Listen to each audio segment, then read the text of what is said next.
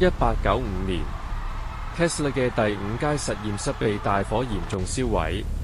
這幢建築存放了大量 Tesla 過去的科研計劃、設計筆記、實驗記錄及研究資料同相片等等。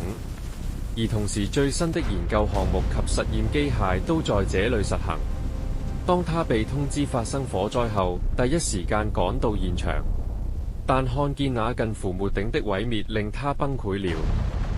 喺火災摧毀咗第5階實驗室之後，愛迪生將係 New Jersey 嘅物業 Llewellyn Park 借給了 Tesla 使用。而諷刺的是，這地方是當年愛迪生支持者為反交流電做各種動物實驗而使用的。幾個星期之後 ，Tesla 喺鄰近 Chinatown 嘅 Greenwich Village Houston Street 46至48號租咗實驗室，去繼續他的各類不同領域嘅研究，當然包括無線電力傳輸和全球無線通訊嘅 Wooden Cliff 計劃。